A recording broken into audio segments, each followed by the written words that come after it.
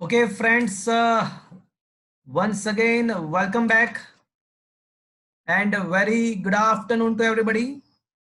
I hope you all are safe, your family member, your parents, your relative, friends, all are safe, and you are enjoying physics, you are enjoying this new era, you are enjoying this new way of learning.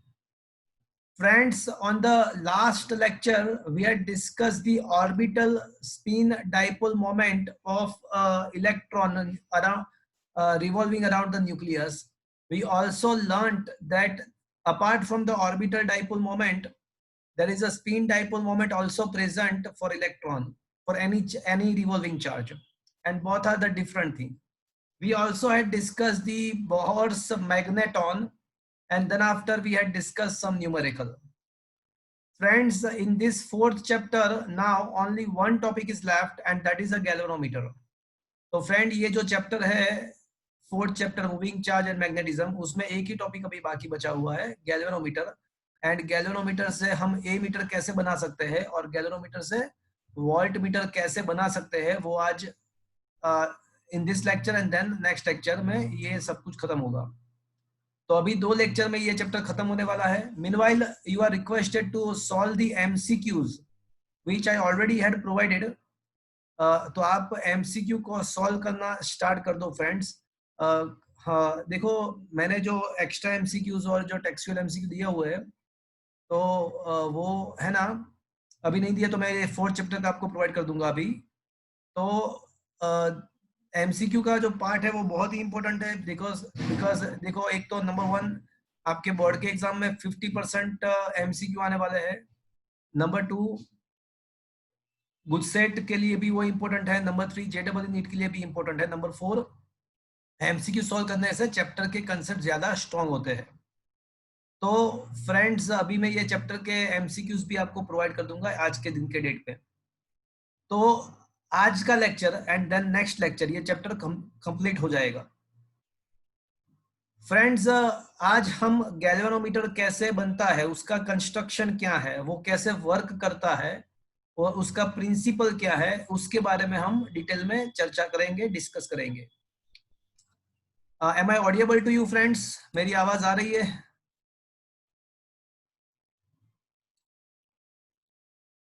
Friends, am I audible to you? Yes, sir. Okay, friends, one more thing, you are requested to make your camera in the on state. आप please आपका camera जो है उसको on state पे रखो।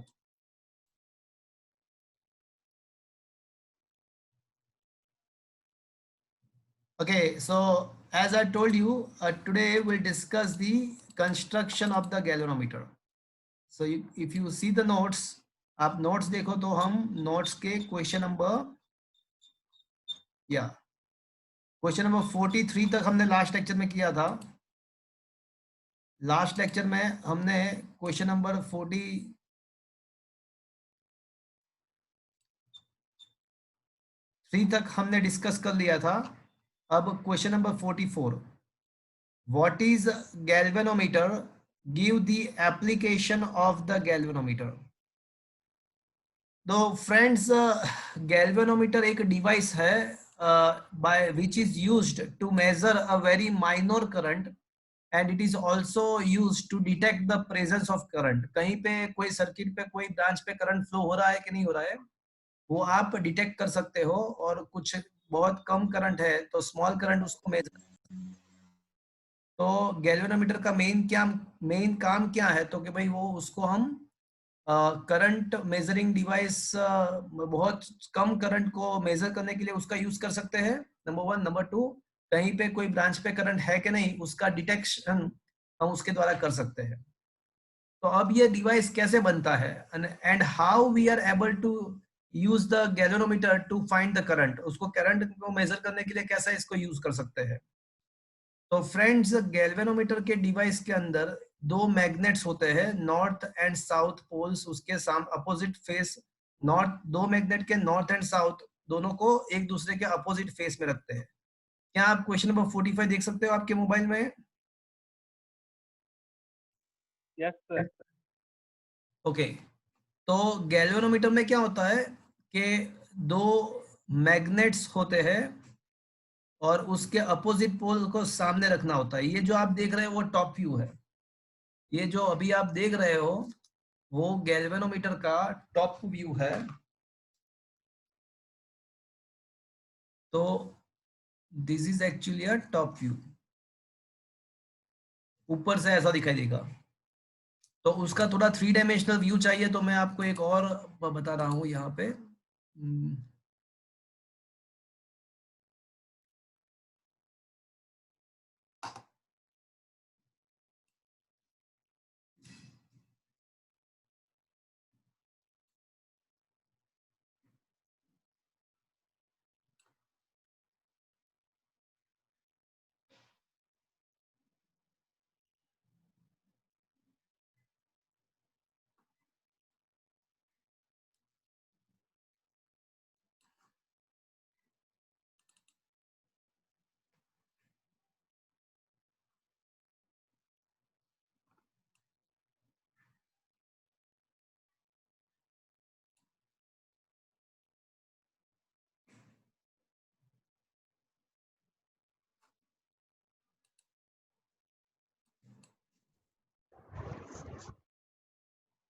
Just a minute.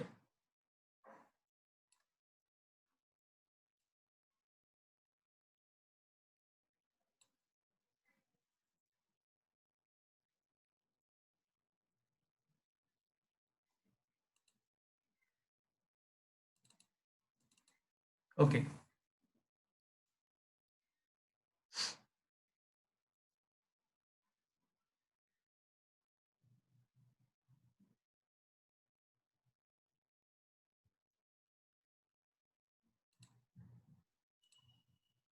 क्या friends आपके mobile के अंदर आप ये देख सकते हो?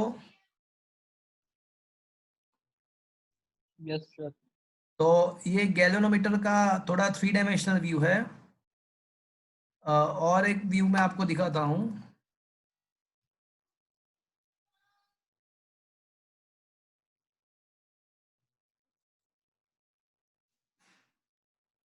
ओके,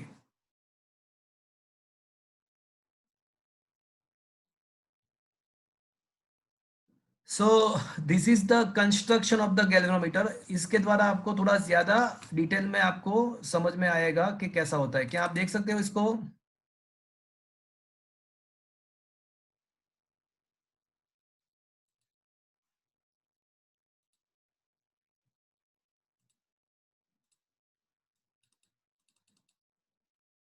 फ्रेंड्स क्या दिख रहा है आपको?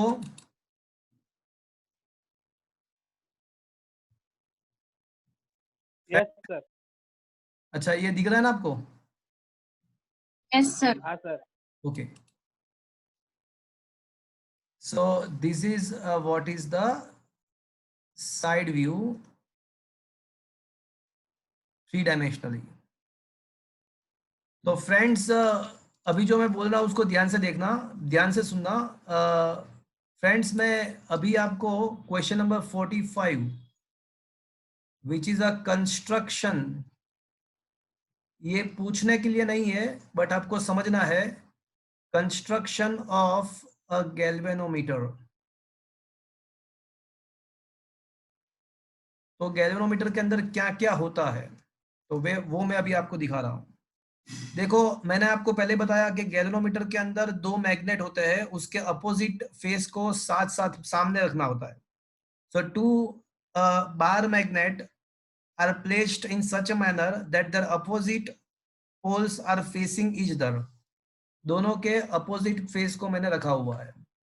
तो क्या होगा कि मैग्नेटिक फील्ड लाइन प्रोड्यूस होगा, और कहां से कहां पे जाएगा वो मैग्नेटिक फील्ड लाइंस? कहां से कहां पे जाएगा फ्रेंड्स?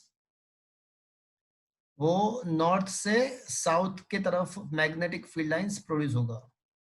तो क्या ये बात आपको समझ में आया फ्रेंड्स? वो पीछे की साइड भी होगी। Is it understood friends? अब 2 मैग्नेट के बीच में आप देख सकते हो कि एक सिलेंडर को रखा हुआ है।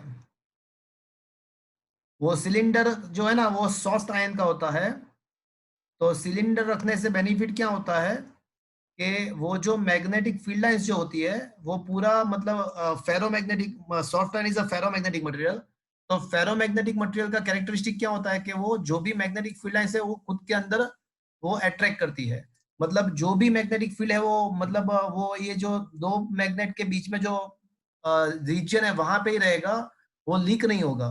सो फॉर दैट पर्पज, मतलब to produce a uniform magnetic field, uniform radial magnetic field between the two magnets, a soft ion cylindrical region is placed। चलो, मतलब दो मैग्नेट के बीच में एक सिलेंडर है, और क्या किया है देखो, एक ध्यान से देखो। तो और यहाँ पे एक चीज ये की हुई है कि यहाँ पे एक करंट कैरिंग कॉइल है। देखो ऐसे ये कॉइल है, मतलब पूरा ऐसे फिर जाएगा और ऐसे वापस आएगा, मतलब ऐसे उसका पूरा ये कॉइल है, मतलब एक के बाद टर्न्स वाउंड किए हुए हैं, ऐसे टर्न्स वाउंड किए हुए हैं। Can you imagine the situation? और यहां से वापस आ जाएगा करंट। तो ये सॉफ्ट आयन के सिलेंडर के ऊपर पूरा एक कॉइल वाउंड किया होता है। अब सोचो, जब करंट इसमें से पास होगा, जैसे ही इसमें से करंट कॉइल में से पास होगा, तो हमने लास्ट टू लास्ट लेक्चर में ऐसा पढ़ा था कि अगर कोई कॉइल को यूनिफॉर्म मैग्नेटिक फील्ड में रखते हो तो उसके ऊपर क्या लगेगा? कोई बताएगा मुझे? टॉर्क। हाँ, very good, very good. So when you placed a current carrying coil in the uniform magnetic field, it will experience the torque। और किसी को पता है उसका इक्वेशन क्या है? वैसे याद रह जाए ऐसा ही है। What was the equation of the torque? बिना साइन थीटा। बिना sin theta, that was the equation of the torque acting on the coil। तो जैसे ही ये गैल्वेनोमीटर के अंदर दो मैग्नेट को पास पास में उसके अपोजिट पोल पास में रख के एक मैग्नेटिक फील्ड जनरेट किया है, वो मैग्नेटिक फील्ड यूनिफॉर्म हो जाए उसके लिए बीच में एक सिलेंडर रखा हुआ है सॉफ्ट आयन का, और उसके ऊपर कोयल वाउंड किया हुआ है। अब जैसे ही कोयल के में से करंट पास होगा, जैसे ही कोयल में से करंट पास होगा तो क्या होगा कि कोयल के ऊपर टॉर्क लगेगा, एंड ये जो टॉर्क है वो रोटेटिंग टॉर्क है। तो मतलब ये टॉर्क क्या कराएगा? ये टॉर्क कोयल को रोटेशन कराएगा। तो ये रोटेटिंग टॉर्क है, और ये क्या कराएगा? कॉइल को रोटेट करने का ट्राई करेगा। बट मुझे ये बताओ कि what should be the angle between vector A and vector B. देखो यहाँ पे कॉइल का जो एरिया है ना, सरफेस है, वो यहाँ पे है, मतलब ये ऊपर की साइड। तो यहाँ पे पूरा जो कॉइल का जो टर्न्स बाउंड किया हुआ है ना, वो आप देखो तो यहाँ पे 90 डिग्री। हाँ, तो वेक्टर ए का डायरेक्शन कौन सा होगा? तो उसके सरफेस के परपेंडिकुलर होगा, तो this will be the direction of vector ए। तो ये है ना, वो वेक्टर ए का डायरेक्शन है। This is the direction of vector A. And vector B तो आप देख सकते हो कि लेफ्ट टू राइट है। तो in any of the situation, कोई जब रोटेशन करती है तो कोई भी सिचुएशन में vector A and vector B का एंगल कितना होगा? Always 90 always will be remains 90 always। तो टॉर्क बिकम्स बीना ओनली। तो ये टॉर्क हो गया, ये रोटेशन करेगा। बट जैसे ही ये कोयल रोटेट करेगी ना, तो कोयल के साथ है ना एक देखो स्पाइरल स्प्रिंग कनेक्टेड है। तो स्पाइरल स्प्रिंग का क्या होता है कि एक जो एंड है ना, वो ये कोयल के साथ एक रोड कनेक्टेड है, और रोड के साथ स्पाइरल स्प्रिंग का एक एंड कनेक्टेड है। तो ये जो स्पाइरल स्प्रिंग है उसका एक एंड, ये मैं कह सकता हूं कि ये कोयल के साथ कनेक्टेड है, और दूसरा एंड को मैंने फिक्स किया हुआ है। तो अब सोचो, जैसे ही ये कोयल रोटेट होगा तो ये स्पाइरल स्प्रिंग भी रोटेट होगा। तो सोचो, स्पाइरल स्प्रिंग का एक एंड है ना वो फिक्स्ड कर दिया है, और दूसरा एंड रोटेट होता है, तो अब वो स्प्रिंग क्या करने का ट्राई करेगा?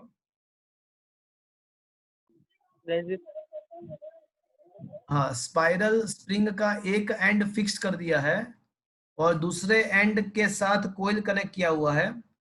तो जैसे ही कोयल रोटेट होगी तो स्पाइरल स्प्रिंग भी रोटेशन करने का ट्राई करेगा, बट उसका एक एंड फिक्स्ड है तो दूसरा एंड रोटेट होगा। तो अब स्पाइरल स्प्रिंग के अंदर क्या होने का ट्राई, स्पाइरल स्प्रिंग क्या करने की ट्राई करेगी?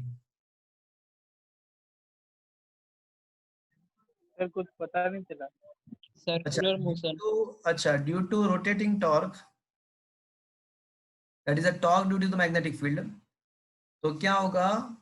ड्यू टू रोटेटिंग टॉर्क, ये जो कॉइल है, कॉइल विल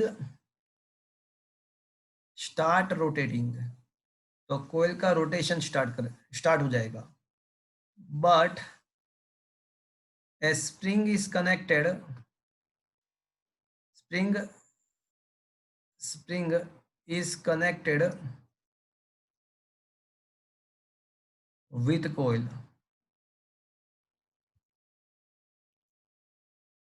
keeping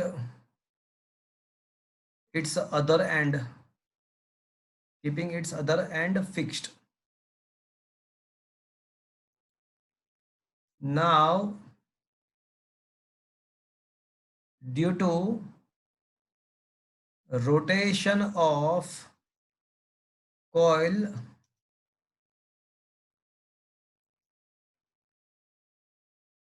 spring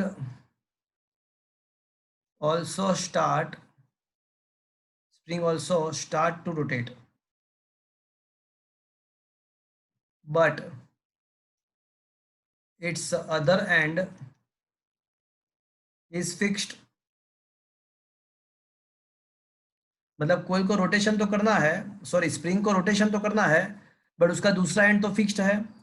तो अब क्या होगा कि अगर कोई लीनियर स्प्रिंग, तो उसका एक एंड फिक्स्ड है और दूसरे एंड को आप इलोंगेट करने का ट्राई करते हो, तो स्प्रिंग में क्या होता है, एक एंड को फिक्स करके दूसरे एंड को आप इलोंगेट करोगे तो क्या होगा स्प्रिंग के अंदर, टेंशन क्रिएट होगा.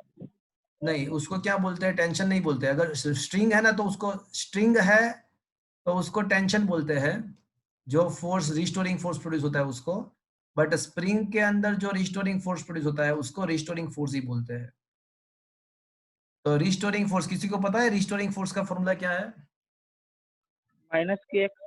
Minus K X, negative sign, half K X square was the energy. F is equals to minus k. Negative sign is indicating just it is a restoring force. वो displacement के against में है, वो ऐसा show कर रहा है. तो उसका मैग्नीट्यूड तो Fx है. बट ये है ना लीनियर स्प्रिंग है. तो अब जो हम बात कर रहे हैं ये जो है ना, अभी जो यहाँ पे आपको दिखा रहा है वो क्या है, वो स्पाइरल स्प्रिंग है. तो लीनियर स्प्रिंग में रिस्टोरिंग फोर्स प्रोड्यूस होता है, बट स्पाइरल स्प्रिंग में क्या प्रोड्यूस होगा भैया, सोचो तो जरा. So that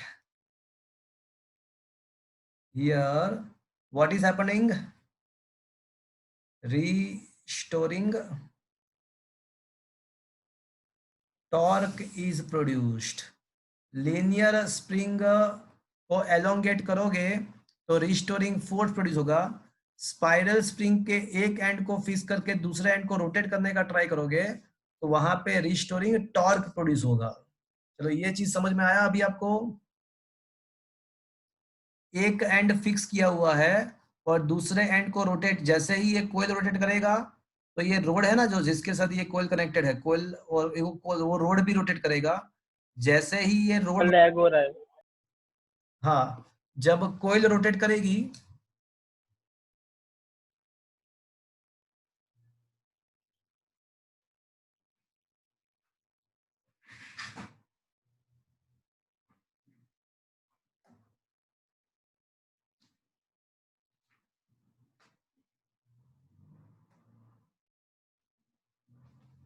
just a minute.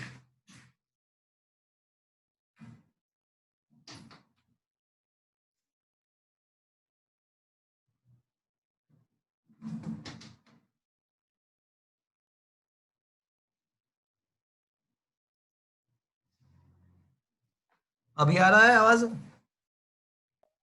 हाँ सर. अभी क्लियर है? Yes sir. ओके. अब जैसे ही स्प्रिंग रोटेट होगी तो उसका एक एंड फिक्स है, दूसरा एंड को रोटेट करना है, तो स्प्रिंग क्या करेगा, उसको रोटेट करने का मना करेगा, मतलब रिस्टोरिंग टॉर्क प्रोड्यूस होगा. अब जैसे रिस्टोरिंग फोर्स का जो फॉर्मूला है वो माइनस के एक्स है, मतलब उसका मैग्नीट्यूड के एक्स है. तो रिस्टोरिंग टॉर्क का फॉर्मूला क्या होना चाहिए, what should be the restoring torque? k theta. Perfect.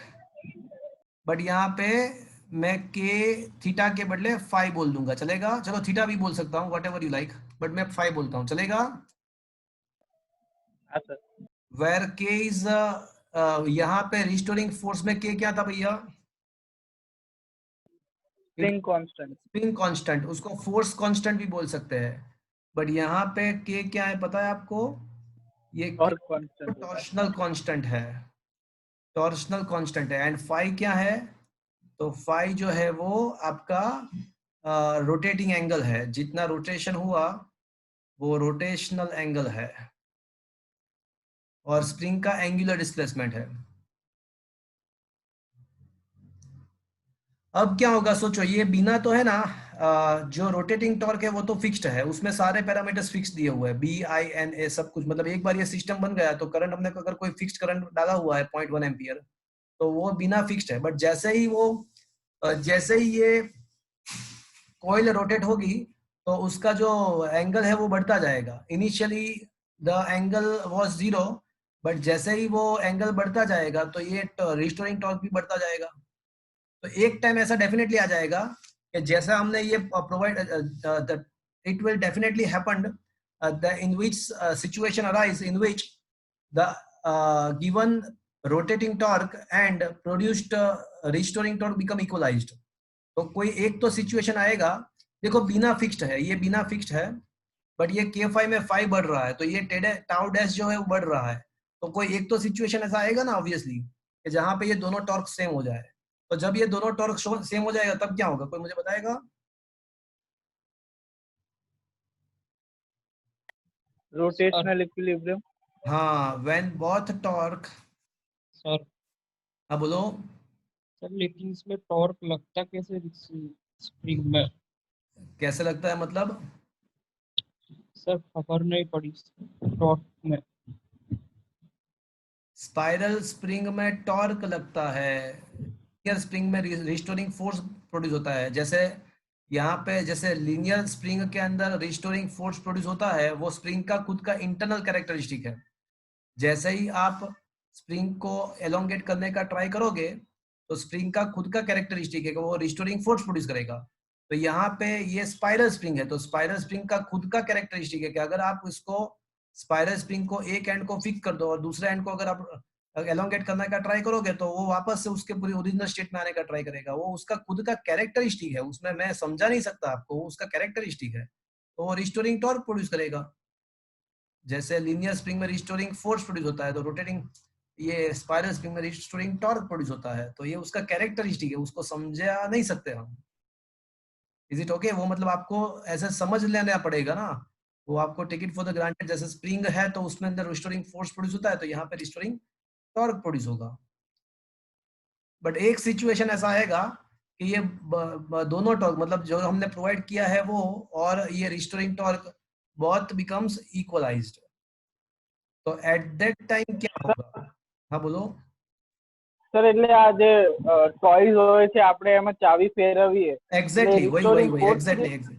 Exactly जब आप हाँ, ये जो टॉयज होता है तो वो जो चाबी वाले जो टॉयज होते हैं, जब आप चाबी घुमाते हो तो एक्चुअली आप क्या प्रोवाइड करते हो, वहां पे स्पाइडर स्प्रिंग ही होता है। अगर उस इस टाइप के टॉय को आपने अगर खोला हो तो डेफिनेटली वहां पे वही होता है। वहां पे जब आप चाबी घुमाते हो तो वो स्पाइडर स्प्रिंग का एलोंगेशन होता है। तो फिर जब आप उसको रिलीज करते हो तो क्या हो जाएगा, वो रिस्टोरिंग टॉर्क के द्वारा वो ग्रेजुअली वापस से चाबी उल्टे डायरेक्शन में घूमेगा, और बिकॉज ऑफ दैट इसका कन्वर्जेशन हो जाएगा। वो टॉय में बहुत मस्त काम किया आपने ये एग्जांपल देके। तो टॉय में हम क्या करते हैं, पहले हम अपना खुद का जो वर्क है, हम जो वर्क करते हैं वो स्पाइरल स्प्रिंग के रोटेशनल काइनेटिक एनर्जी में कन्वर्ट हो जाएगा। हम जो वर्क करेंगे वो स्पाइरल स्प्रिंग के रोटेशनल काइनेटिक एनर्जी में, मतलब वो स्पाइरल स्प्रिंग के पोटेंशियल एनर्जी में कन्वर्ट हो जाएगा। बट जैसे ही आप आपका फोर्स रिलीज करोगे तो वो जो भी पोटेंशियल एनर्जी वहां पे स्टोर हुआ वो स्प्रिंग के अंदर, वो वापस से व्हीकल के मतलब वो टॉय के काइनेटिक एनर्जी में कन्वर्ट हो जाएगा। वही चीज यहाँ पे एग्जैक्टली आप, ये परफेक्ट एग्जांपल है। आप अगर कोई ये स्पाइरल स्प्रिंग देखना है और वहां पे रिस्टोरिंग टॉर्क कैसे प्रोड्यूस होता है वो देखना है, तो बस ये एग्जांपल आप ले लो, ये टॉय वाला आप देख सकते हो, उसमें प्रैक्टिकली आप वेरीफाई कर सकते हो। Is it clear to you? Yes sir. तो अब क्या होगा, बट वहां पे टॉय के अंदर मैग्नेटिक टॉर्क नहीं होता है, रोटेटिंग टॉर्क तो हम प्रोवाइड करते हैं, वो वहां पे वैसे ही प्रोड्यूस नहीं होता। Is it clear? हाँ सर। तो अब दोनों टॉर्क इक्वलाइज हो जाएंगे, तो एट दैट टाइम क्या होगा, then the spring, then this coil coil achieve the, coil क्या अचीव करेगा? Rotational equilibrium state. इक्विलिब्रियम।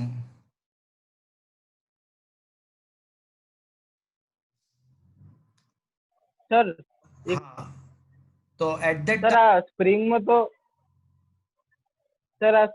तो समझा कि આપણે ફોર્સ લગાવીએ તો એમાં જે પોટેન્શિયલ એનર્જી છે તો કમ્પ્રેસના કારણે આપણે વર્ક કરીએ તો રિલીઝ કરીએ એટલે એક્સપાન્શન થાય, બટ આ સ્પ્રિંગ કોઇલમાં ખબર નહીં પડતી એમાં કેવી રીતે શું થાય છે. શું કહો છો? સર જે નોર્મલ લિનિયર સ્પ્રિંગ હોય હા, એમાં આપણે ફોર્સ ક્રિએટ એમાં ફોર્સ આપીએ તો એ આપણને બેકવર્ડ ફોર્સ આપે કારણ કે એમાં કમ્પ્રેશન થાય છે, એના લીધે हाँ। પોટેન્શિયલ એનર્જી સ્ટોર થાય છે. પછી अरे એ देखो, मैं કાઇનેટિક आपको मैं आपको समझाऊं, देखो आपको थोड़ा सिंपल करके दूं। देखो ये स्पाइरल स्प्रिंग और मैंने ये एंड को फिक्स किया हुआ है, ये एंड। अब मैं इस एंड को खींच रहा हूँ तो क्या होगा सोचो। यहाँ से उसके अंदर के एंड को मैंने फिक्स किया है और बाहर के एंड को मैं खींच रहा हूँ तो क्या होगा? सर मतलब सर्कल और छोटा होगा, स्प्रिंग और और छोटा होगा अंदर या बड़ा होगा. होगा? ये इसको मैं खींच रहा हूँ तो मतलब इसको यहाँ पे ये टॉप व्यू है और इसको मैं ऐसे खींच रहा हूँ तो क्या होगा कि वो स्प्रिंग खींचा, मतलब एक एक एंड का खींचा, उसका एलंगेशन प्रोड्यूस होगा। बट वो अब क्या करने का ट्राई करेगा? सर यही बात पता नहीं नहीं, चलती. मैं वो बोल रहा हूँ कि क्या आप सोचो ना क्या करने का ट्राई करेगा। ये स्पाइरल स्प्रिंग है, उसका एक एंड अंदर का एंड मैंने फिक्स किया हुआ है और बाहर के एंड को मैं खींच रहा हूँ। तो सोचो ना, आप सोचो क्या होना चाहिए तो फिर इसको खींचने वाला। सर मेन पोजीशन पर આવવાની ટ્રાય કરશે ને हाँ, તો तो मेन पोजीशन पे આવવાનો ટ્રાય કરે તો એ રોટેશન કરીને પાછો આવશે કે લિનિયર મોશન કરીને પાછો આવશે? सपोज कि मैंने इसको यहाँ से यहाँ पे ले गया तो वापस से क्या हो जाएगा? वापस से वो पहले ऐसा जाएगा और फिर वापस ऐसा आ जाएगा। तो ये क्या हुआ? मतलब वापस आते टाइम ये पूरा सिस्टम रोटेशन कर रहा है या लीनियर मोशन कर रहा है? क्या ये स्प्रिंग का पोजीशन एक जगह से दूसरी जगह पे जा रहा है क्या? देखो, नहीं वो तो પોટેન્શિયલ आप ही મોશન है. हाँ, इसमें जो एंड था ना वो रोटेशन, वो लीनियर मोशन करता था। जो लीनियर स्प्रिंग था तो उसके लोकेशन चेंज होता था लीनियरली, मतलब ये लीनियर डिस्प्लेसमेंट था। और यहाँ पे आप देखो तो ऐसा एंगुलर डिस्प्लेसमेंट है।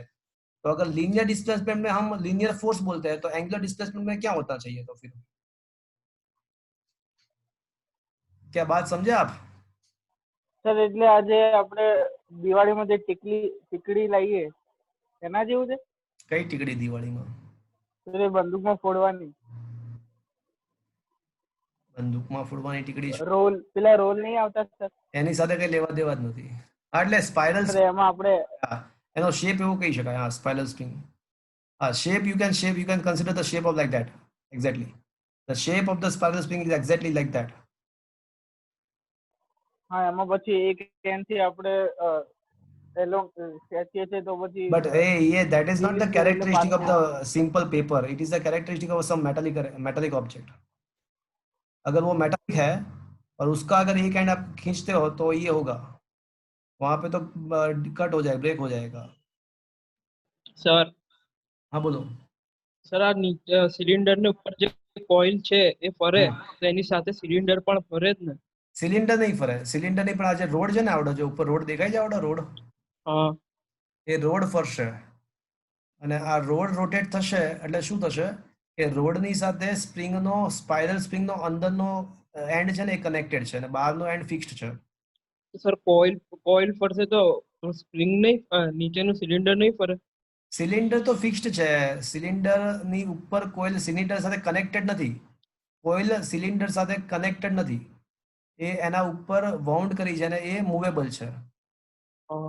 સિલિન્ડર ઉપર સિલિન્ડર ફિક્સ્ડ છે અને કોઇલ એના ઉપર વાઉન્ડ કરી છે અને મૂવેબલ છે without friction. We had arrange the situation in which the coil can be rotate on the cylinder without the friction, without the connection। Is it okay? Yes sir.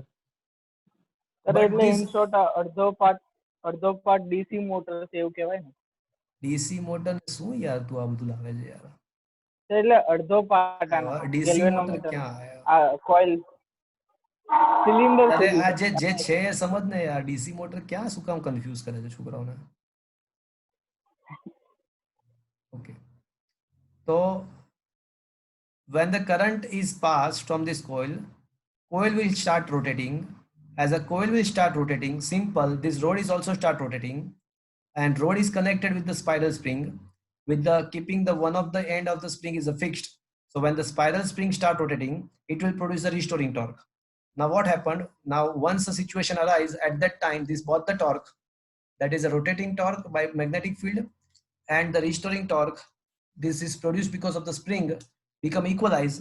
So at that time what happened? At that time the coil becomes stop. At that time the coil becomes stop, but with the rod one pointer is also connected. Dekho, you can see with this rod a pointer is also connected. So at the time of this situation, pointer stop rotating. So in this situation,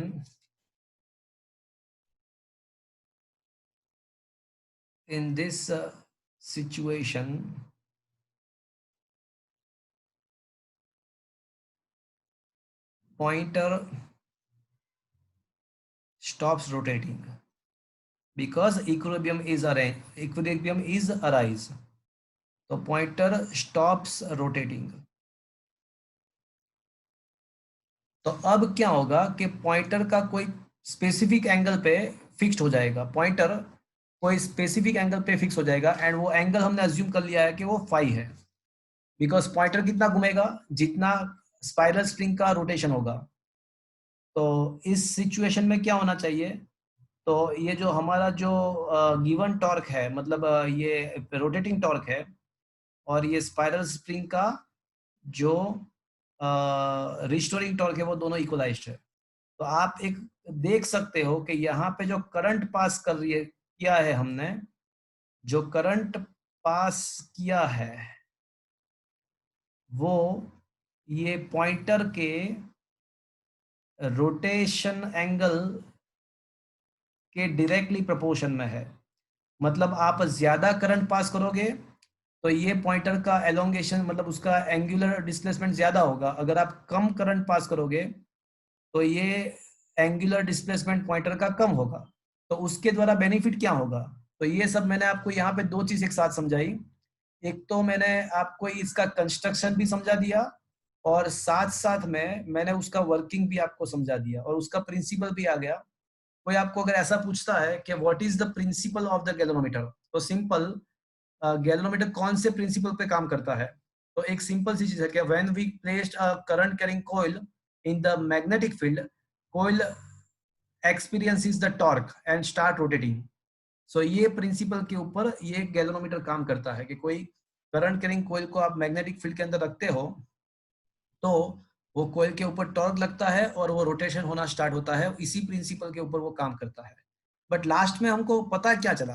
तो पता ये चला कि जो ये pointer जब ये pointer stationery state में आएगा, कुछ घूम के, कुछ रोटेट होने के बाद, तो उसका जो एंगल होगा, रोटेशन करने का जो एंगल होगा, वो हमारे प्रोवाइडेड करंट के इक्वल प्रोपोर्शन में होगा. ये हमने प्रूव किया. देखो, ये हमने प्रूव कर दिया कि ये जो एंगल यहाँ पे पॉइंटर का जो एंगुलर डिस्प्लेसमेंट है, पॉइंटर का जो एंगुलर डिस्प्लेसमेंट वो हमने जो करंट प्रोवाइड किया था यहाँ पे कोइल में से, उसके सेम प्रोपोर्शन में है. तो उससे बेनिफिट क्या होगा? तो इससे बेनिफिट ये होगा कि एक बार एक काम करो आप, है ना, एक बार नॉन करंट पास कर दो. आप जिसको आप नॉन, मतलब जो आप जानते हो, तो ऐसा करंट पास कर दो, नॉन करंट पास कर दो एक बार. तो सपोज कि मैंने नॉन करंट पास कर दिया 0.1 एम्पियर, तो मुझे ऐसा पता चला कि भाई 0.1 एम्पियर में, है ना, अज्यूम करते हैं कि 30 डिग्री का रोटेशन मिलता है. ये पॉइंटर का rotation when I had passed the 0.1 ampere current, तो उसका रोटेशन 30 डिग्री होता है. तो मैं क्या करूंगा कि 30 डिग्री पे उसका कैलिब्रेशन कर दूंगा 0.1 का. फिर ऑटोमेटिकली फिर मैं क्या करूंगा, 60 डिग्री के पे 0.2 लिख दूंगा, 90 डिग्री पे 0.3 लिख दूंगा, 120 डिग्री पे 0.4 लिख दूंगा, 150 डिग्री पे 0.5 लिख दूंगा, एंड 180 डिग्री पे मैं लिख दूंगा 0.6 एम्पियर, मिली एम्पियर. तो ऐसे मैं कैलिब्रेशन कर दूंगा. तो अब कोई अननोन करंट पास करता है, अब कोई अननोन करंट पास करता है तो पॉइंटर के डिफ्लेक्शन के द्वारा आपको उसका वैल्यू मिल सकता है। क्या ये चीज आपको समझ में आया कैसे वर्क करता है ये गैल्वेनोमीटर? Yes sir. तो ये गैल्वेनोमीटर कैसे वर्क करता है ये आपको समझ में आया पूरा चीज? एक यस सर। एक बार नॉन करंट पास कर दो, एट दैट टाइम कितना एंगल हो रहा है उसको मेजर कर दो, और अकॉर्डिंग टू दैट आप पूरा एक स्केल को कैलिब्रेशन कर दो, एक स्केल बना दो। तो अब आप अननोन करंट पास करोगे तो भी उसका मेजरमेंट हो सकता है। So this is the way the galvanometer is used. The galvanometer is used to detect the current, to find the presence of the current and to measure the very small currents. तो ऐसे galvanometer छोटे current मतलब बहुत ही minor current है उसको major करने के लिए उसका यूज होता है, और डिटेक्शन के लिए भी उसका यूज होता है। तो मैंने यहाँ पे आपको दो क्वेश्चन समझाए, एक तो गैल्वेनोमीटर का वर्किंग मैंने आपको समझाया, एंड दूसरा मैंने गैल्वेनोमीटर का आपको कंस्ट्रक्शन समझाया। आपको बोर्ड के एग्जाम के लिए कंस्ट्रक्शन की जरूरत नहीं है, you need not to prepare this figure और need not to prepare the construction, but उसका जो वर्किंग है और ये जो प्रूफ है I proportional to 5 ये आपको प्रिपेयर करना है। तो मैं नोट्स में बताऊँ आपको क्या करना है। तो आपके टेक्स्ट बुक में जो फिगर दिया है ना वो आपको समझ में ना आए इस टाइप का फिगर है, बट मैंने अभी आपको जो फिगर ड्रॉ किया जो समझाया उसके द्वारा आई थिंक आपको सारा समझ में चीज आ गया होगा।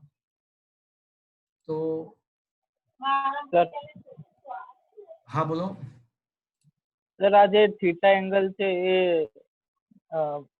360 કરતા વધારે હોય તો 180 થી વધારે હોય જ ના શકે. We cannot have the angle greater than 180. That is the we are going to discuss some limitation of the galvanometer. So that limitation you will see this thing. Okay. Yes तो Sir. उसको maximum 180 तक उसका rotation हो सकता है। उसको full scale deflection बोलते हैं, फुल स्केल डिफ्लेक्शन मतलब फिर खत्म, फिर वहां पे नहीं है। आपने कभी गैल्वेनोमीटर देखा है कि नहीं देखा है? नो सर, मतलब प्रैक्टिकल्स में वो देखा है। हाँ बस, तो उसमें क्या होता है लास्ट में, क्या होता है लास्ट में यहाँ पे एक ऑब्स्टेकल होता है, वो पॉइंटर को रोक देगा, वो उसके बाद वो आगे बढ़ने ही नहीं देगा।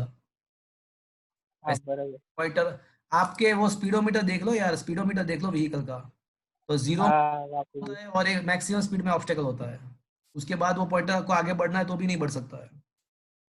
हाँ यस सर। तो ये क्वेश्चन नंबर 44 में तो उसका क्या एप्लीकेशन है, मतलब एसक्यू है।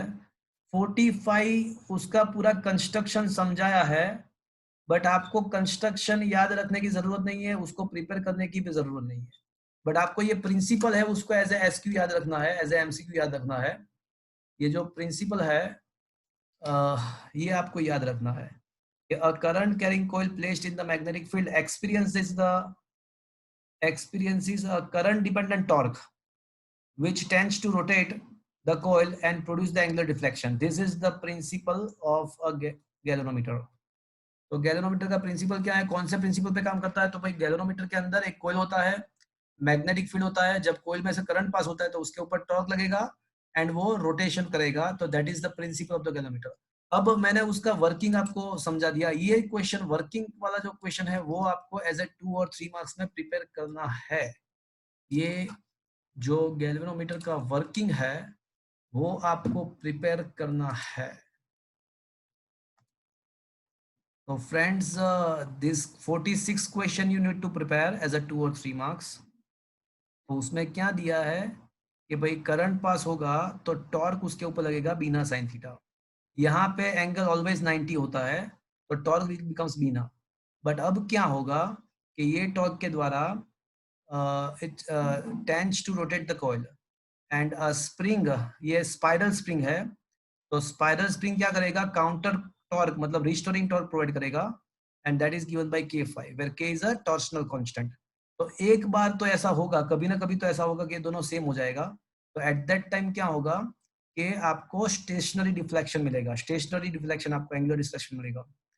और यहाँ पे ऐसा प्रूव हो गया कि ये जो एंगल है वो करंट के डिपेंडेंट है, तो मतलब जितना करंट आप पास करोगे उतना ज्यादा एंगल बनेगा।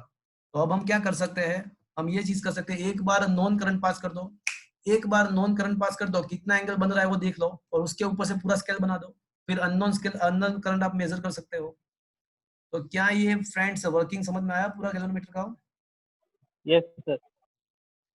अब इसका मतलब ऐसा हुआ, आपको ऐसा क्वेश्चन होना चाहिए कि सर इसका मतलब तो ऐसा हुआ कि हम गैल्वेनोमीटर को करंट मेजरमेंट करने के लिए यूज कर सकते हैं, बिकॉज वहां पे जो डिफ्लेक्शन होता है वो करंट के सेम प्रोपोर्शन में ही होता है। बट प्रैक्टिकल लाइफ में हम करंट मेजर करने के लिए गैल्वेनोमीटर का यूज नहीं करते हैं। प्रैक्टिकल लाइफ में हम करंट को मेजर करने के लिए गैल्वेनोमीटर का यूज नहीं करते, हम किसका यूज करते हैं? एमीटर। हाँ एग्जैक्टली हम ए मीटर का यूज करते हैं। तो अब ये क्वेश्चन नंबर 47 इंपॉर्टेंट, 46 भी इंपॉर्टेंट था, 47 भी इंपॉर्टेंट है कि भाई गैल्वेनोमीटर, हमने अभी जो लास्ट 46 क्वेश्चन में तो ऐसा देख लिया कि गैल्वेनोमीटर का यूज करंट मेजरमेंट करने के लिए होना चाहिए, बट प्रैक्टिकल लाइफ में हम करंट को मेजर करने के लिए गैल्वेनोमीटर यूज नहीं करते, हम करंट को मेजर करने के लिए ए मीटर यूज करते हैं। तो अब ऐसा क्वेश्चन होगा कि भाई तो फिर गैल्वेनोमीटर में प्रॉब्लम क्या है, दिक्कत क्या है? हमने उसका प्रिंसिपल देख लिया, उसका वर्किंग देख लिया, तो उसके हिसाब से तो हमको ऐसा लगता है कि उसका करंट मेजरमेंट करने में यूज होना चाहिए, बट फिर भी मैं बोलता हूं कि भाई वो नहीं यूज होता। उसका यूज हम करंट मेजरमेंट करने के लिए तो ए मीटर का यूज करते हैं। तो फिर अब क्वेश्चन होगा कि दिक्कत क्या है? तो अब वही तो क्वेश्चन है, explain the difficulties occurred by using a galvanometer directly as a ammeter, मतलब करंट मेजरिंग डिवाइस। तो अब गैल्वेनोमीटर को current measuring device as a use करते हैं, एज ए मीटर यूज कर सकते करते हैं, तो क्या प्रॉब्लम आते हैं, क्या डिफिकल्टीज है? तो अब हम कौन कौन से डिफिकल्टीज प्रोड्यूस होते हैं वो हम डिस्कस करेंगे और उसका सॉल्यूशन करेंगे। तो अभी जो क्वेश्चन है वो क्या है, what are the difficulties arising when we use a galvanometer as a current measuring device? तो अब ये क्वेश्चन ये है कि difficulties arise when we use a galvanometer as a current measuring device. Sir આમ તો ગેલ્વેનોમીટર નો યુઝ પ્રેઝન્સ ઓફ કરંટ માટે નહીં થતો, ચેકિંગ हाँ ખાલી। वही तो बात है कि उसका यूज खाली करंट को डिटेक्ट करने के लिए होता है, करंट को मेजर करने के लिए नहीं होता है। तो वही तो क्वेश्चन है कि क्यों नहीं होता। अभी तो हमने प्रिंसिपल पढ़ा तो पता चला कि उसका होना चाहिए यूज, बिकॉज करंट के डायरेक्ट प्रोपोर्शन में ही उसका डिफ्लेक्शन है। और तो फिर हम प्रॉपर कैलिब्रेशन कर देते तो होना चाहिए ना, तो हम नहीं करते प्रैक्टिकल लाइफ पे। हम प्रैक्टिकल लाइफ में तो गैल्वेनोमीटर खाली करंट के डिटेक्शन, करंट कहाँ कहीं पे है या नहीं है उसको मेजर करने के लिए ही हम यूज करते हैं। प्रैक्टिकल लाइफ में करंट को मेजर करने के लिए गैल्वेनोमीटर यूज नहीं होता। गैल्वेनोमीटर कहाँ पे यूज होता है, उसको खाली डिटेक्शन के लिए यूज होता है। तो प्रॉब्लम क्या है, वही तो क्वेश्चन है कि व्हाट इज द प्रॉब्लम। तो वही तो बात है। तो अब मैं बताऊं क्या प्रॉब्लम है, चलो मेरी बात ध्यान से सुनना। सपोज ये कोई बैटरी है, इसका ईएमएफ ई है, और क्या है कि मुझे इसमें से कितना करंट पास हो रहा है ये रेजिस्टेंस में से, वो मुझे निकालना है। तो इक्वेशन वाइज तो आप निकाल सकते हो। आइडियल बैटरी है तो उसका इंटरनल रेजिस्टेंस 0 है, तो करंट कितना पास होगा, तो कि भाई net EMF upon net resistance, मतलब करंट ये सर्किट में से पास होगा ई बाई आर। तो ये तो आप इक्वेशन वाइज ये आपने कर दिया, बट प्रैक्टिकल लाइफ में इतने सिंपल सर्किट्स नहीं होते, बहुत ही कॉम्प्लेक्स सर्किट होता है। तो उसको सॉल्व करना बहुत डिफिकल्ट हो जाता है, बहुत सारे उसमें लूप्स होते हैं, बहुत सारे नेटवर्क थोड़ा कॉम्प्लिकेटेड होता है, तो उसको सॉल्व करना मतलब इक्वेशन वाइज उसका निकालना आंसर बहुत डिफिकल्ट हो जाता है। तो हमारे पास कोई ऐसा डिवाइस है कि जो हमको डायरेक्टली शो करे, डायरेक्टली हमको बता दे कि भाई इतना करंट है, तो काम हो जाएगा। ये इक्वेशन वाला मेथड तो काम नहीं आएगा प्रैक्टिकल लाइफ में, बिकॉज इतना सिंपल सर्किट तो कभी होता ही नहीं है। देखो अब तो कुछ डिवाइस होना चाहिए हमारे पास, तो अभी तो हमारे पास एक ही डिवाइस है। कौन सा डिवाइस है अभी तो हमारे पास? गैल्वेनोमीटर। अभी तो हमारे पास गैल्वेनोमीटर है। तो चलो हम ट्राई करते हैं गैल्वेनोमीटर से इसका मेजरमेंट करने का। तो मुझे ये बताओ कि अगर करंट को मेजर करना है तो ये करंट मेजरिंग डिवाइस कंपोनेंट के, मतलब ये रेजिस्टेंस के सीरीज में कनेक्ट करना चाहिए या पैरेलल में? सीरीज। हाँ सीरीज में ही कनेक्ट करना चाहिए, बिकॉज सीरीज में ही क्या होता है कि दोनों में से सेम करंट पास होता है। तो मेजरिंग डिवाइस का जो करंट है वही करंट ये रेजिस्टेंस में से पास होगा। तो याद रखना फ्रेंड्स, ऑलवेज एक करंट मेजरिंग डिवाइस को ऑलवेज कंपोनेंट के सीरीज में कनेक्ट करना होता है, एंड वोल्टेज मेजरिंग डिवाइस को ऑलवेज, वोल्ट मीटर, हाँ, वोल्टेज मेजरिंग डिवाइस को ऑलवेज कंपोनेंट के पैरेलल। पैरेलल में कनेक्ट करना चाहिए। क्यों? बिकॉज सीरीज में करंट सेम रहता है, पैरेलल में वोल्टेज सेम रहता है, इसलिए। तो मैंने गैल्वेनोमीटर को है ना, ये जिस रेजिस्टेंस में से जो करंट पास हो रहा है वो मेजर करना था, उसके सीरीज में मैंने गैल्वेनोमीटर को कनेक्ट कर दिया। तो जैसे ही आप ये गैल्वेनोमीटर को कनेक्ट करोगे तो एक प्रॉब्लम हो जाएगा। प्रॉब्लम ये हो जाएगा कि अब सर्किट का इफेक्टिव रेजिस्टेंस पहले जो आर था वो क्या हो जाएगा, आर प्लस जी हो जाएगा। मतलब गैल्वेनोमीटर के अंदर कुछ कॉइल्स है और कॉइल का खुद का भी कुछ ना कुछ तो रेजिस्टेंस है। तो जैसे ही आप गैल्वेनोमीटर को ये रेजिस्टेंस के साथ सीरीज में कनेक्ट करोगे तो गैल्वेनोमीटर का खुद का रेजिस्टेंस वहां पे ऐड हो जाएगा। तो सर्किट का रिजल्टेंट रेजिस्टेंस चेंज हो गया, तो अब सर्किट में से कितना करंट पास होगा, E upon R plus C। तो अब जो करंट पास होगा वो चेंज हो जाएगा। मतलब गैल्वेनोमीटर मेजर तो करेगा, बट ये चेंज होने के बाद जो करंट फ्लो हो रहा है वो मेजर करेगा। अब गैल्वेनोमीटर मेजर तो करेगा, बट वो चेंज होने के बाद जो करंट फ्लो हो रहा है वो मेजर करेगा। देखो ये कैसी बात हुई, देखो आपको किसी ने ऐसा बताया है कि चलो ये सर्किट में कितना करंट है वो मेजर करके दो, तो आप क्या करोगे, आप गैल्वेनोमीटर लगाओगे तो सर्किट का खुद का करंट चेंज हो जाएगा, उसके बाद आप मेजरमेंट करोगे। आपका एम वो नहीं था, आपका एम सर्किट का फंक्शन को चेंज करने का नहीं था, आपका एम खाली करंट को मेजर करना था।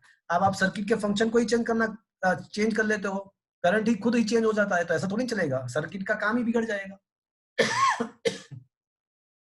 मतलब सर्किट में जो करंट फ्लो हो रहा है वो खुद ही चेंज हो गया, ऐसा तो नहीं चलेगा ना भैया।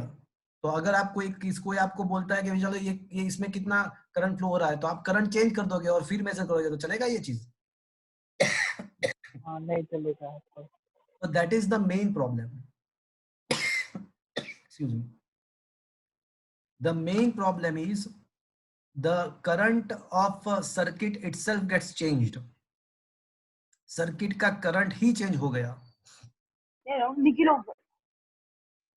तो that is the main problem when we use a galvanometer as a current measuring device. Apart from this, इससे अलावा दूसरा ये प्रॉब्लम है कि गैल्वेनोमीटर वेरी सेंसिटिव है। मतलब छोटा सा भी करंट पास होता है ना तो उसका फुल स्केल डिफ्लेक्शन हो जाएगा, मतलब 0 to 180। तो छोटा सा भी करंट पास होगा तो उसका फुल स्केल डिफ्लेक्शन हो जाएगा, मतलब उसका जीरो लोकेशन से ये लोकेशन पे आ जाएगा पॉइंटर पूरा। तो ये फुल स्केल डिफ्लेक्शन हो जाएगा, तो मतलब उसको जिस करंट में उसका फुल डिफ्लेक्शन होता है उसको उसका करंट कैपेसिटी बोलते हैं। जिस करंट में फुल स्केल डिफ्लेक्शन होता है उसको करंट कैपेसिटी बोलते हैं। मतलब गैल्वेनोमीटर का जो करंट कैपेसिटी है वो बहुत कम है, मतलब वो कुछ माइक्रो एम्पियर का है, उससे ज्यादा का करंट गैल्वेनोमीटर मेजर नहीं कर पाएगा। नहीं कर पाएगा। तो the very first difficulty, current itself gets changed.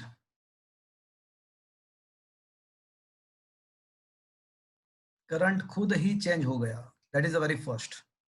Second, वो सेंसिटिव है कुछ हद से ज्यादा, उसके करंट कैपेसिटी से ज्यादा वो मेजर नहीं कर पाएगा। मतलब major current cannot be measured, higher current cannot be measured. And number 3, अगर गैल्वेनोमीटर के कोइल में से कुछ ज्यादा करंट पास हो गया, गैल्वेनोमीटर से कोइल में से कुछ ज्यादा करंट पास हो गया, तो according to the equation I²RT, heat will be generated, and it is possible that heat, because of this heat, the coil will gets burnt out। तो कोइल बर्न हो जाए, ऐसा भी पॉसिबल है। तो 3 प्रॉब्लम है।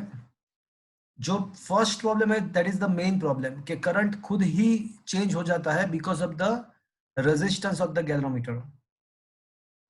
तो क्वेश्चन ऐसा है कि what are the difficulties are arising when we use a galvanometer as a current measuring device.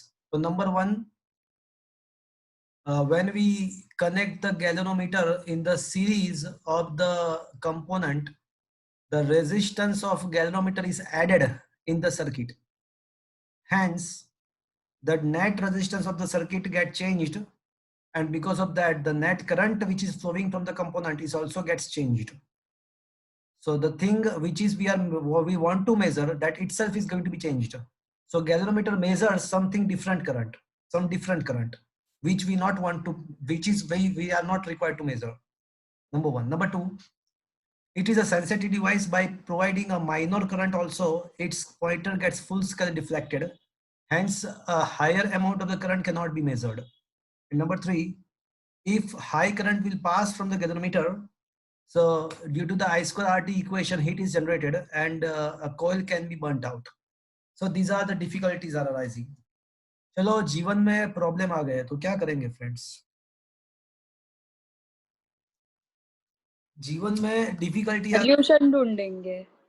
तो क्या करेंगे फ्रेंड्स? प्रॉब्लम आ गया जीवन में, कोरोना आ गया तो सॉल्यूशन ढूंढेंगे, वैक्सीन ढूंढेंगे. अच्छा ओके फाइन. तो उसका सॉल्यूशन पहले उसका निकाल. जीवन में प्रॉब्लम आ गया तो वो सॉल्यूशन निकालने के लिए तो पहले देखना पड़ेगा कि प्रॉब्लम कहाँ पे है. तो आप जब ढूंढोगे कि प्रॉब्लम कहाँ पे, तो आपको डेफिनेटली ऐसा समझ में आएगा कि प्रॉब्लम कहीं पे नहीं, प्रॉब्लम हमारे अंदर है. करना try. When you are not able to go outside, go inside. तो फ्रेंड्स पहले तो ये पता करो कि क्या प्रॉब्लम क्या है, फिर उसके बाद सॉल्यूशन पता चलेगा. सॉल्यूशन क्या करना है उसके बाद पता चलेगा. तो बोलो मुझे यहाँ पे बताओ कि यहाँ पे क्या प्रॉब्लम है. जीवन की बात तो बाद में करेंगे, यहाँ पे क्या प्रॉब्लम है? तो गैल्वेनोमीटर का रेजिस्टेंस है फिर. एग्जैक्टली. तो यहाँ पे जो मेन प्रॉब्लम है वो गैल्वेनोमीटर का रेजिस्टेंस है. वो यहाँ पे ऐड हो रहा है, इसलिए सर्किट का करंट चेंज हो रहा है, इसलिए सर्किट का करंट चेंज हो जा रहा है. तो मुझे करने की क्या जरूरत है? तो फिर रेजिस्टेंस जितना हो सके उतना कम करो. हाँ, रेजिस्टेंस जीरो करना पड़ेगा. जितना हो सके नहीं, जीरो ही करना पड़ेगा. बट गैल्वेनोमीटर का रेजिस्टेंस जीरो हो ही नहीं पाएगा, बिकॉज अगर आप गैल्वेनोमीटर का रेजिस्टेंस जीरो करने का ट्राई करोगे तो आपको क्या करना पड़ेगा कि उसके जो कोयल है उसको निकालना पड़ेगा. उसके जो कंस्ट्रक्शन के अंदर जो कोयल थी वो निकालनी पड़ेगी, तो उसका रेजिस्टेंस जीरो हो जाएगा. बट अगर वो कोयल निकाल दोगे तो फिर वो गैल्वेनोमीटर नहीं, कुछ जस्ट एक इडियट बॉक्स हो जाएगा. मतलब कुछ भी नहीं रहेगा, वो काम ही नहीं करेगा. मतलब once the galvanometer is designed, once the galvanometer is formed, you can not do anything about that. आपकी इच्छा ऐसी है कि आप गैल्वेनोमीटर का रेजिस्टेंस जीरो करो, बट आप कुछ भी नहीं कर पाओगे गैल्वेनोमीटर का एक बार कंस्ट्रक्शन होने के बाद. तो अब क्या करे? अब क्या करे? तो एक चीज आप कर सकते हो, एक चीज आप कर सकते हो. अब आप ऐसा कर सकते हो कि गैल्वेनोमीटर में तो कुछ हम कर नहीं पाएंगे, तो गैल्वेनोमीटर के साथ कुछ ना कुछ सीरीज या पैरेलल में तो कनेक्ट कर सकते हैं ना. भले मान लिया, पैरेलल में हाँ मान लिया कि गैल्वेनोमीटर में आप कुछ भी नहीं कर सकते हो, बट गैल्वेनोमीटर के सीरीज पैरेलल में तो क्या करना, वो तो हमारे हाथ की बात है ना, वो तो हम कर सकते हैं.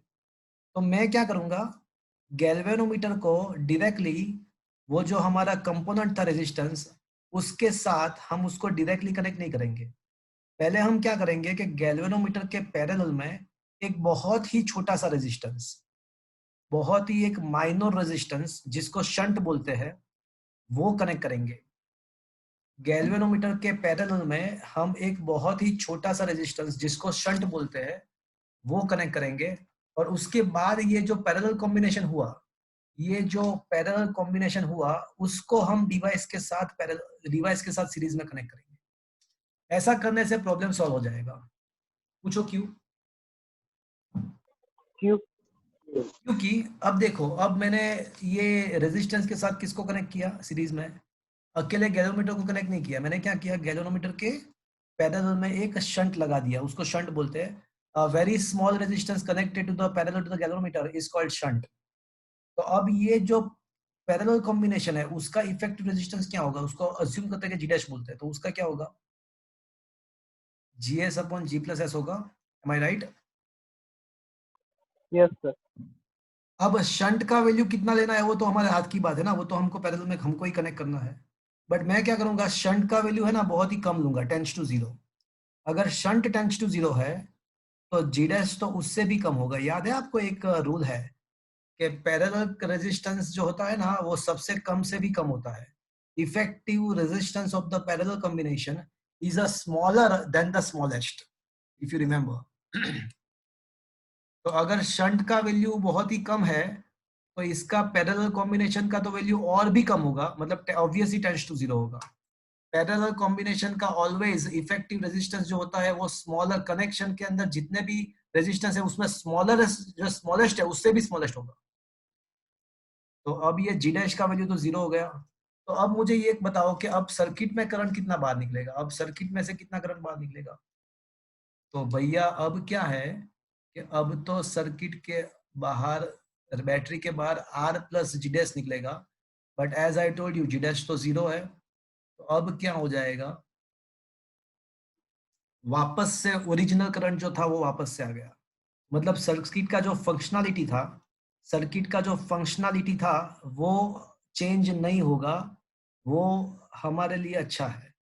ये डिवाइस कनेक्ट करने के बाद भी सर्किट का करंट वही का वही वापस आ गया। चलो ये चीज समझ में आया आपको, सर्किट में अब जो पहले जो करंट फ्लो हो रहा था वही फ्लो हो रहा है। चलो ये क्लियर हो गया फ्रेंड्स। સર Yes, हाँ बोलो। sir. આ ઇક્વેશન માં ખબર નહીં પડી. हाँ કયા ઇક્વેશન માં આ જી ડેશ વાળી તને જી ઇન્ટુ એસ. 10th ની અંદર તને પેરેલલ કોમ્બિનેશન હા આવે આવ્યું તું ને, upon શું આવ્યું તું બોલતો। એ યાદ નહીં, મેં તો ઇક્વેશન ભૂલી ગયો, એટલું ખબર है યાદ आई थी. देख तेरा है ना 11th बहुत ही, 11th 10th स्टैंड बहुत ही वीक है।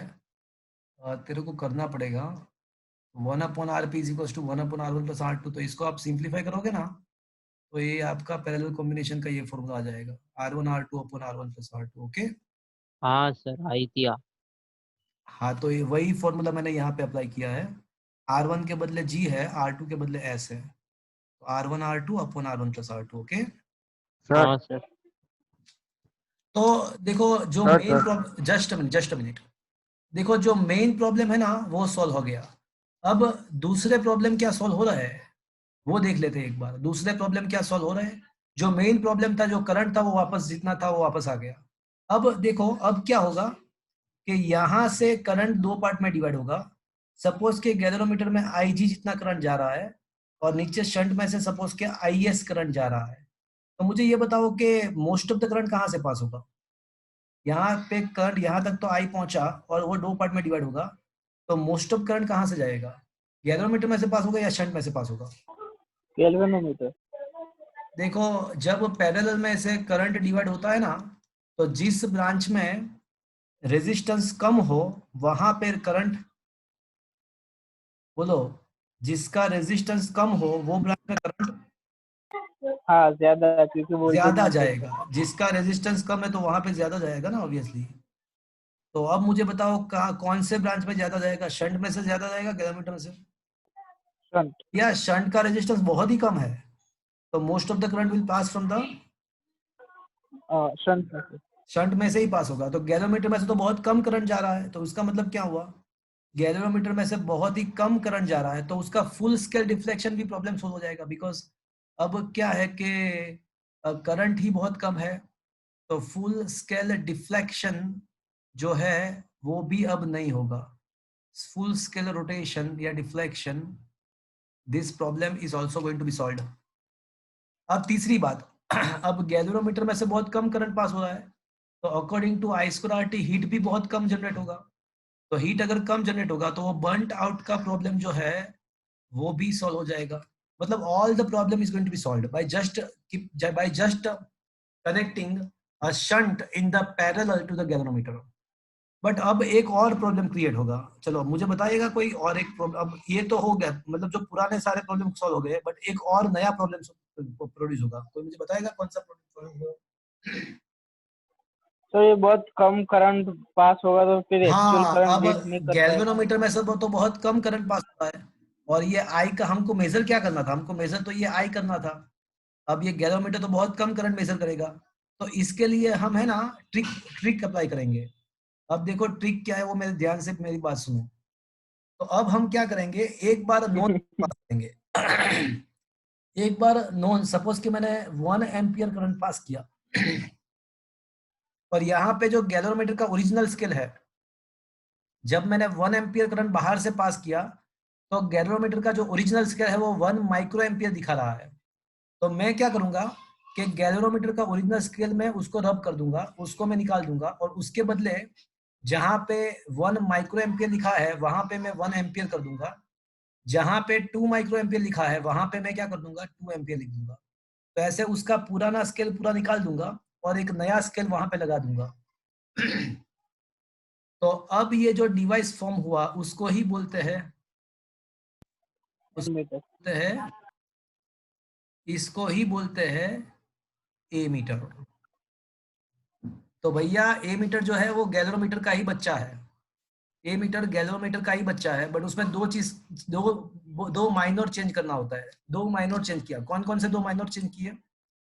एक तो उसके पैरेलल में शंट कनेक्ट किया और दूसरा गैलोरीमीटर का ओरिजिनल स्केल निकाल के उसके बदले हम प्रॉपर कैलकुलेशन के साथ दूसरा स्केल लगा देंगे। तो now the device will produced here is called ammeter. तो अब भले ही गैलोरीमीटर में कम करंट पास हो रहा है बट वो मेजर कौन सा करेगा? जो बाहर वाला है वही मेजर करेगा। Is that clear to you? तो that is the way the ammeter works. तो क्वेश्चन ऐसा था कि discuss the solution of the difficulties arising when we use a galvanometer as a current measuring device। तो ये उसका solution है। अब इसमें तीसरा क्वेश्चन, अब मैं है ना शंट का वैल्यू निकालूंगा। अब शंट का फॉर्मूला डिराइव करेंगे हम, and that is also a very good question, formula of shunt. अब ये जो ए मीटर है इतने ही पार्ट को कंसीडर करो, just consider this much part, only ammeter वाला पार्ट। चलो तो चलो यहाँ पे मैं फिर से एक बार ड्रॉ कर लेता हूँ। ये करंट आई है, गैल्वेनोमीटर में जो करंट पास हो रहा है उसका अज्यूम करते हैं कि कैपेसिटी आई जी जितना करंट पास हो रहा है, और शंट में से करंट जो पास हो रहा है उसको मैं अज्यूम कर लेता हूँ कि वो आई एस है। और मुझे अब ये शंट का जो है ना उसका फॉर्मूला निकालना है। तो सबसे पहले मैं क्या करूंगा, apply the Kirchhoff's first law at the point A. Point A पे किर्चॉफ्स फर्स्ट लॉ अप्लाई करो। तो can I say I is equals to I G plus I S by applying Kirchhoff's first law? Yes sir. तो इसका मतलब ऐसा हुआ कि I S is equals to क्या होगा? I minus I G. I minus I G. चलो equation number 1, Kirchhoff's first law यहाँ पे अप्लाई किया। Entering current is equals to leaving current. Entering current I है, leaving current I G and I S है। अब मैं ना ये लूप के अंदर पैरेलल कम, ये लूप के अंदर किर्चॉफ सेकंड लॉ अप्लाई करता हूँ। तो applying Kirchhoff second law with the यहाँ पे A to B, B to C, C to D, D to A B C D A B C D A पे second law. तो with the current minus I G into G, the resistance of the galvanometer is assumed to be a G, with the current minus I G. अब I S तो इस direction में flow हो रहा है और हमारा जो रोटेशन है वो ऐसे हो रहा है। तो पहले विद द करंट, बट अब तो क्या हो जाएगा अपोजिट टू द करंट, मतलब plus I S into S. No E M F in this loop, मतलब जीरो, राइट साइड जीरो। क्या ये बात समझ में आया आपको? या फिर आप सीधा ही सोच सकते हो, या फिर सीधा सोच सकते हो कि ये दोनों ब्रांच पैरेलल में है। तो अगर ये दोनों ब्रांच पैरेलल में है तो उसके दोनों के वोल्टेज सेम हो गए। तो वोल्टेज सेम हो गए मतलब I1R1 is equal to I2R2। तो I1R1 is equal to I2R2, ऐसा भी आप सीधा सोच सकते हो। चलो ये समझ में आया आपको? Yes sir. को सब्जेक्ट और इक्वेशन बना दो। तो I G into G upon I S, but I S के बदले में क्या लिख सकता हूँ इक्वेशन नंबर 1 से?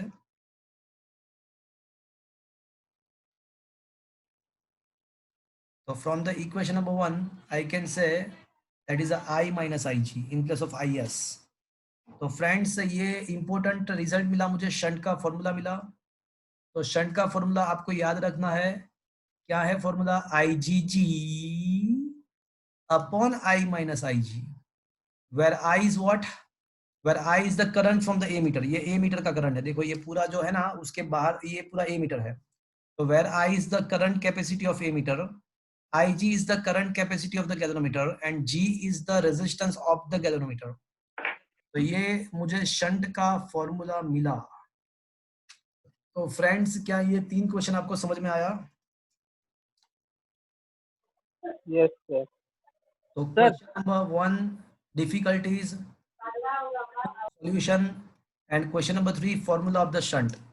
तो ये 3 क्वेश्चन तीन आपको प्रिपेयर करने हैं, बहुत ही इंटरेस्टिंग टॉपिक है। तो ये आपको मैं स्क्रीनशॉट भी भेज दूंगा। चलो बोलो क्या पूछते हो, बोलो।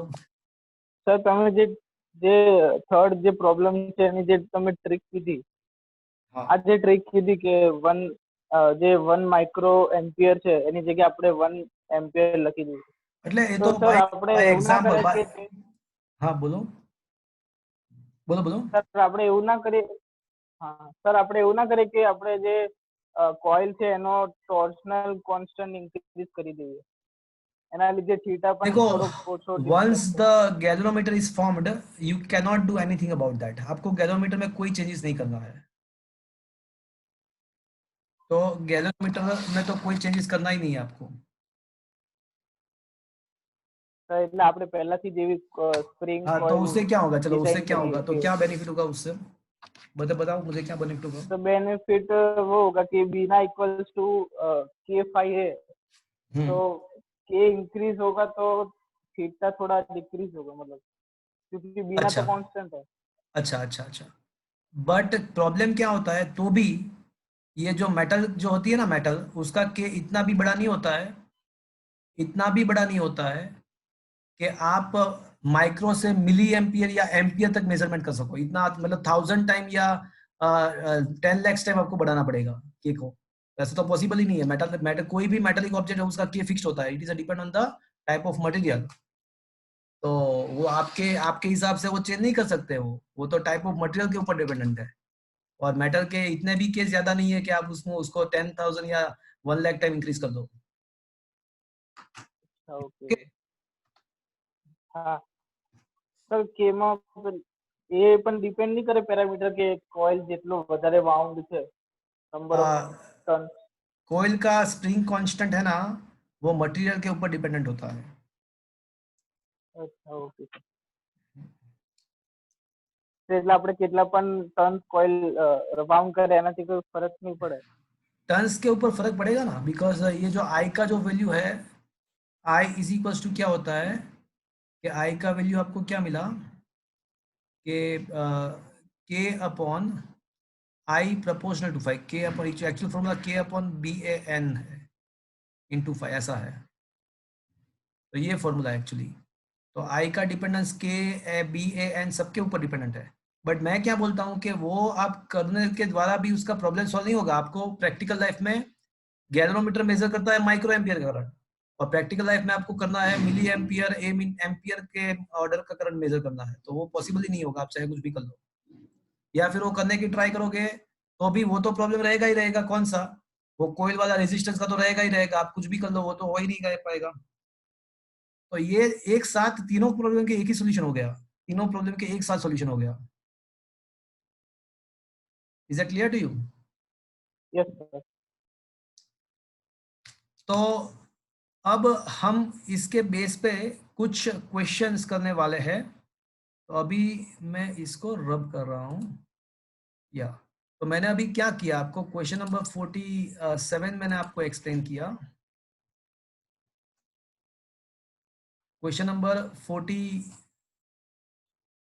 या यहाँ पे क्या है, या 47, 48 एंड 49 तीनों क्वेश्चन को मैंने एक्सप्लेन किया यहाँ पे। 47 में कौन कौन से डिफिकल्टीज है वो यहाँ पे बताया गया है। 48 में उसका सॉल्यूशन और शंट से उसका सॉल्यूशन कैसे होता है वो बताया गया है।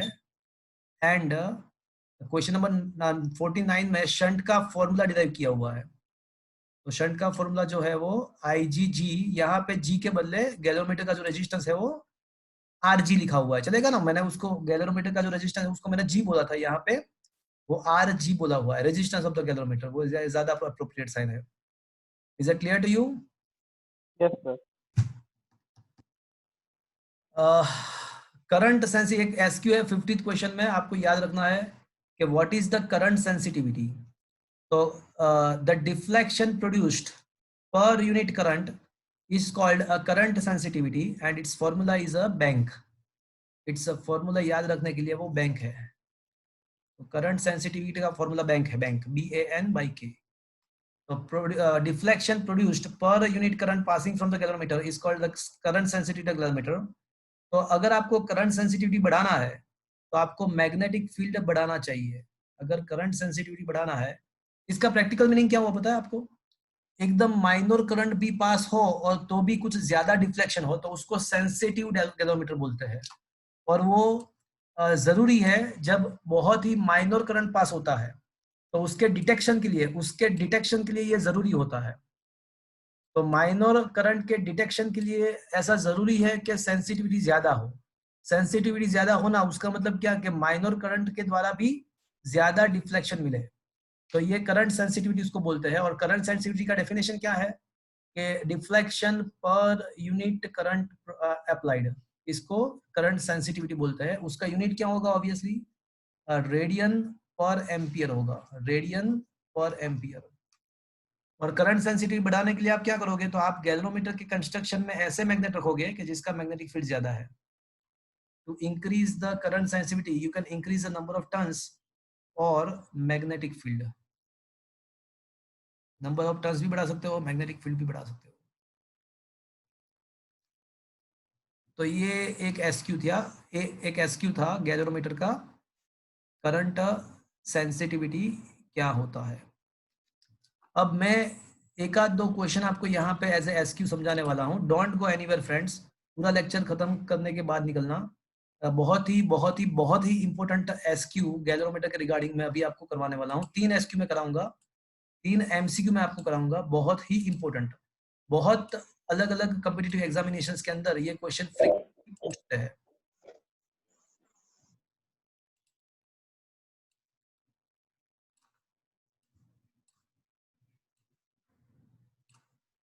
अच्छा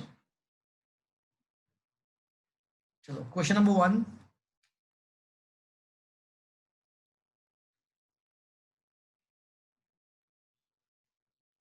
गैल्वेनोमीटर, इसका जो रेजिस्टेंस है वो G है, is used to prepare an ammeter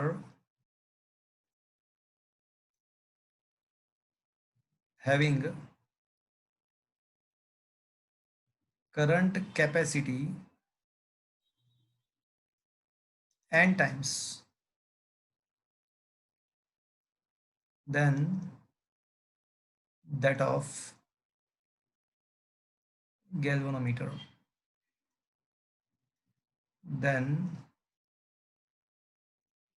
what is formula of required shunt? मतलब मुझे गैल्वेनोमीटर का है ना ए मीटर में कन्वर्ट करना है, बट मुझे ऐसा ए मीटर बनाना है कि जिसका करंट कैपेसिटी गैल्वेनोमीटर से n टाइम्स ज्यादा है। तो given that the current capacity of the ammeter is n times than that of galvanometer. चलो ये तो आपको दिया हुआ है, एक ए मीटर का करंट कैपेसिटी जो है वो गैल्वेनोमीटर से n टाइम्स, गैल्वेनोमीटर का करंट कैपेसिटी से n टाइम्स है। अब आपको पता है कि शंट का फॉर्मूला क्या है भैया? तो शंट का तो फॉर्मूला है IG into G upon I minus IG। अब यहाँ पे I का तो वैल्यू आपको दिया हुआ है NIG, तो in place of current of A metre I can write NIG। तो NIG minus IG, you can take the IG common from the denominator. तो डिनोमिनेटर में से हम IG को कॉमन ले सकते हैं, तो IG को कॉमन ले लेते हैं तो वो हो जाएगा n-1। अब IG गेट कैंसल्ड, तो हमको शंट का फॉर्मूला मिल गया G अपॉन n-1। मतलब ये किसके लिए फॉर्मूला है कि अगर आप कोई गैल्वेनोमीटर को उसके करंट कैपेसिटी से n टाइम्स ज्यादा वाला ए मीटर बनाते हो तो आपको उसके साथ पैरेलल में कौन से वैल्यू का शंट लगाना है, तो G/n-1 वैल्यू वाला शंट लगाना है आपको। चलो, क्या ये आपको समझ में आया फ्रेंड्स? सर आ जी એટલે રેઝિસ્ટન્સ ને galvanometer resistance of the galvanometer, where G is the, लिखा देखो क्वेश्चन में लिखा है ना, रेजिस्टेंस इज G। चलो, समझ में आया फ्रेंड्स आपको? Yes sir question number 2, a 50 ohm galvanometer is used, sir बोलो। સર આ n જે છે એ આપણે 1 લઈ લીધું તો ऐसे हम 1 थोड़ी ले सकते हैं, वो तो जो दिया हुआ है वो लेना पड़ेगा ना। A 50 ohm galvanometer is used to prepare an ammeter having current capacity 5 times than that of galvanometer.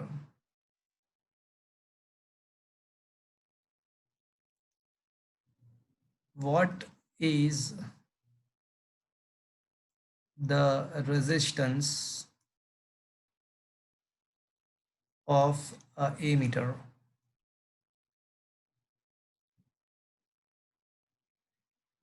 चलो, मुझे गैल्वेनोमीटर में से एमीटर बनाना है और ऐसा एमीटर बनाना है जिसका करंट कैपेसिटी गैल्वेनोमीटर से 5 टाइम्स है। तो मुझे अगर ऐसा एमीटर बनाना है तो मुझे ये जो एमीटर मिलेगा उसका रेजिस्टेंस कितना होगा, ऐसा क्वेश्चन है। चलो बोलो, कोई कहेगा मुझे आंसर क्या आएगा? What should be the answer?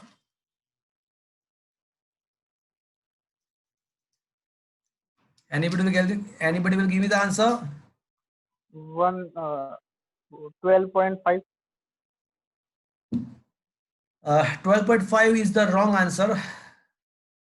अब क्वेश्चन इज दैट कि how is it becomes wrong? तो मैंने शंट थोड़ी ना पूछा है, मैंने शंट थोड़ी ना पूछा है,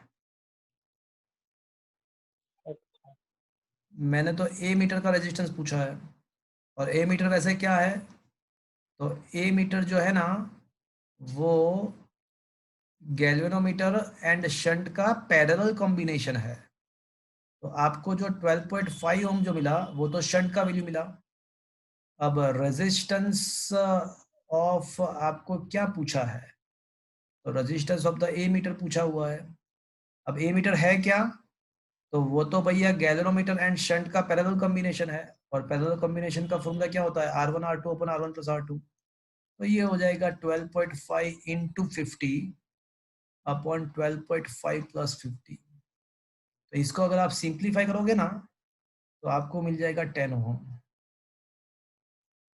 और अगर आपको शॉर्टकट में याद रखना है, शॉर्टकट में, तो जो शंट का जो फॉर्मूला है ना, शंट का फॉर्मूला उसका शॉर्टकट क्या था, G/n-1 था। बट ए मीटर का शॉर्टकट फॉर्मूला जो है वो ये है, G/n है। तो resistance of the ammeter is G/n after converting the galvanometer into the ammeter having n times capacity than that of that. क्या ये बात आपको समझ में आया? यस सर तो ये resistance of a ammeter का शॉर्टकट है। चलो, और एक question, that is the last question to this lecture, and next lecture में ये चैप्टर हम खत्म कर देंगे। अब क्वेश्चन ऐसा है कि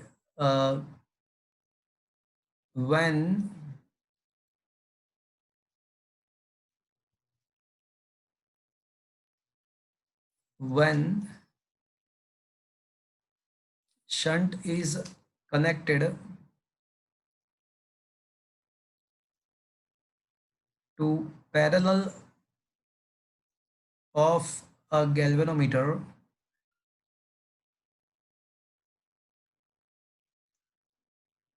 only 5% of total current is passed from a galvanometer.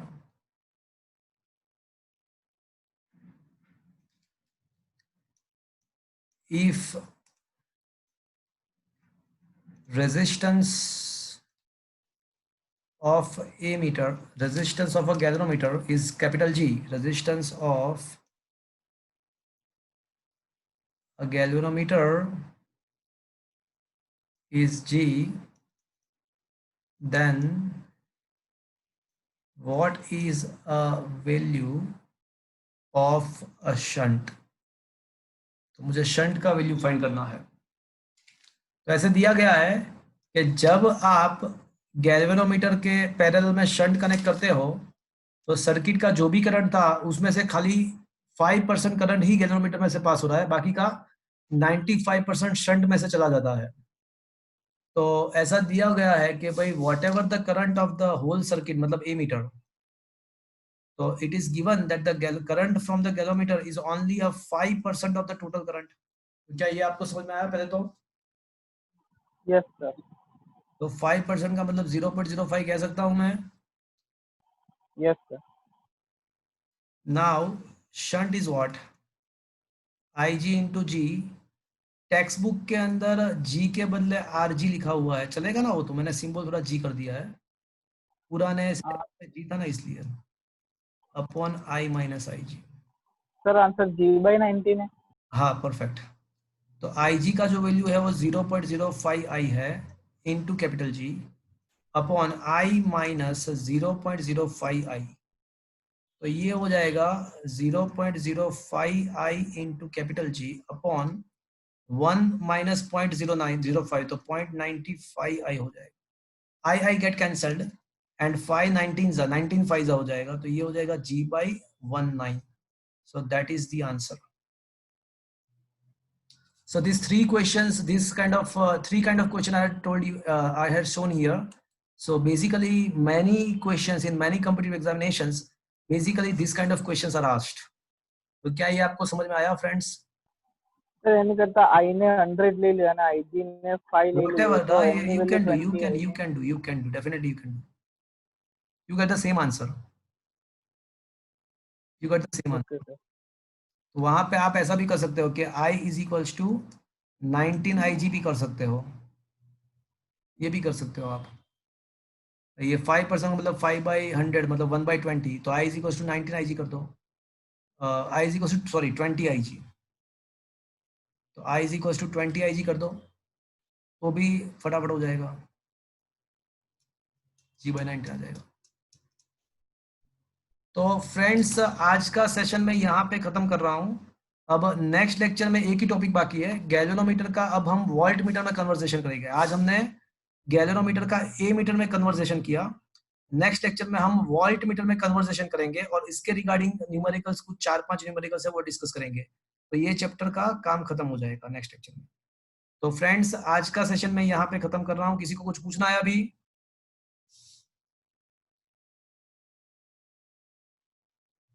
Okay, so friends आज हम यहाँ तक रखते हैं। Thank you.